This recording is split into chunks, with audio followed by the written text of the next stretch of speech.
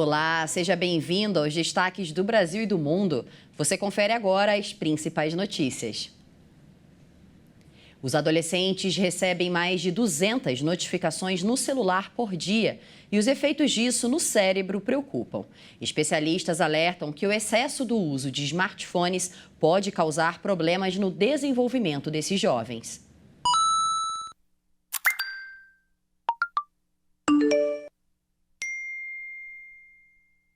Você provavelmente conhece esses sons. Eles são usados em notificações de smartphones para novas publicações, marcações, mensagens e outros avisos. E a quantidade de alertas só aumenta, inclusive nos aparelhos de pessoas muito jovens.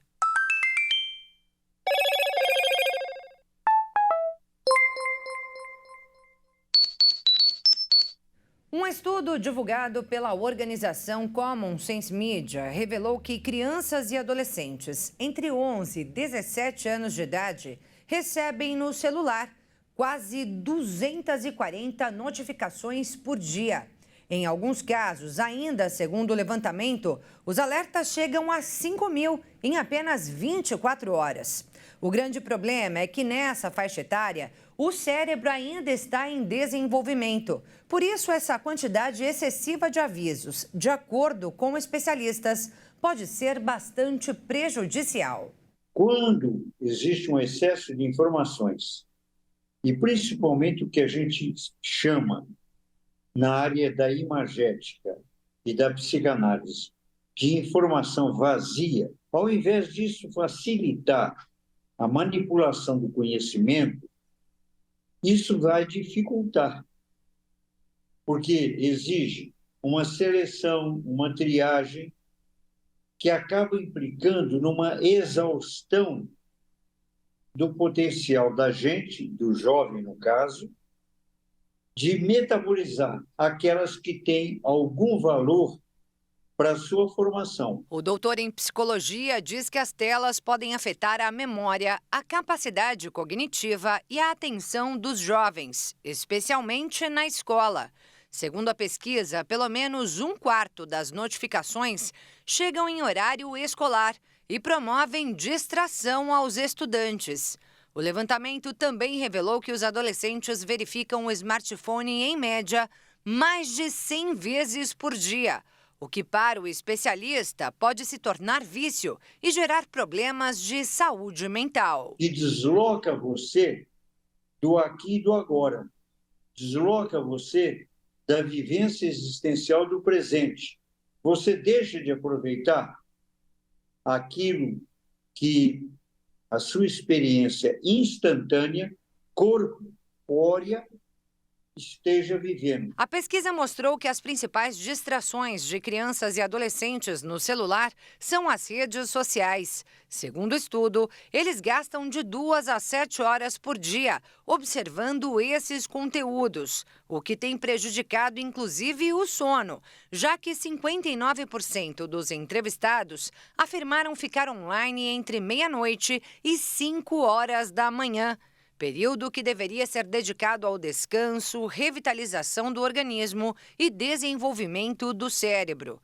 Portanto, o doutor recomenda desligar as notificações e até o smartphone durante a noite e gerenciar o tempo dedicado ao aparelho ao longo do dia. Você reserva para o celular momentos específicos durante o dia para aproveitá-lo de maneira a mais intensa que você puder. E isso está ligado a algo de mais amplo. Não perca tempo. Perder tempo é perder vida. E o Brasil voltou a ficar entre os 50 países mais inovadores do mundo, passando a ser o primeiro colocado da América Latina. Os dados são da Confederação Nacional da Indústria. Depois de subir 5 posições, o Brasil ficou em 49º lugar. Chile em 52º e México em 58º são os outros 2 países da região melhores posicionados. O relatório mostra que a economia da inovação, antes concentrada na América do Norte e na Europa Ocidental, está se diversificando. Pelo 13º ano consecutivo, a Suíça lidera a classificação, que tem as 10 primeiras posições majoritariamente ocupadas por países ocidentais. As 2 exceções são Singapura, 5ª colocada, e Coreia do Sul, 10ª. A organização destacou que o financiamento da inovação enfrenta dificuldades devido às fortes incertezas decorrentes do fim do crédito barato, o que tem consequências nefastas para o capital de risco disponível.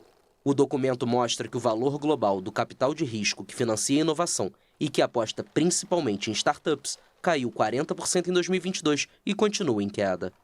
A diminuição no último ano se segue ao boom de investimento em 2021, impulsionado pelo combate à pandemia de Covid-19, que também permitiu alimentar fundos que costumam ser mal atendidos. Um ponto positivo é que em 2022 houve um aumento significativo dos gastos das empresas em pesquisa e desenvolvimento, que atingiram 1,1 trilhão de dólares, 5,5 trilhões de reais, um recorde. Quase 27 milhões de brasileiros abriram contas em bancos na pandemia. O pagamento do auxílio emergencial e a popularização do Pix são exemplos desse crescimento. Em 2 anos e meio de pandemia, houve uma revolução no ambiente bancário brasileiro. 26 milhões e 900 mil novos CPFs ingressaram no Sistema Financeiro Nacional. O número representa um avanço de 16,26% nos dados de novos relacionamentos. Com isso, o total passou de 165 milhões e 600 mil para 192 milhões e 200 mil clientes. Esse é o maior avanço de toda a série histórica do levantamento, disponibilizado pelo Banco Central desde 2006. Na análise mensal, a maior alta de 2,5% foi apurada em abril de 2020, quando 4 milhões e 200 passaram a fazer parte do sistema bancário. O benefício pago às populações mais carentes criou contas poupança na Caixa Econômica Federal, para permitir a disponibilização dos recursos que poderiam ser usados para transações digitais, como transferências e pagamentos de contas. O Banco Central avalia que a distribuição do auxílio emergencial para limitar os impactos financeiros causados pela crise sanitária acelerou a inclusão financeira no Brasil. O Pix, ferramenta de pagamento instantâneo lançada pelo Banco Central em novembro de 2020, também é visto como determinante para a inclusão de brasileiros no sistema financeiro nos últimos anos. Agora, nos destaques internacionais, o turismo disparou na China durante o feriado nacional de 8 dias.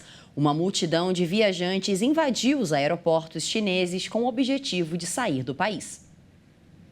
Na estação de trem de Hongqiao, em Xangai, do alto, a multidão parecia formar um enorme formigueiro de gente. Esta vai ser a primeira pausa de outubro desde o fim das rígidas políticas contra a Covid no país. No 10º ano do mês, os chineses podem aproveitar um feriado nacional de 8 dias.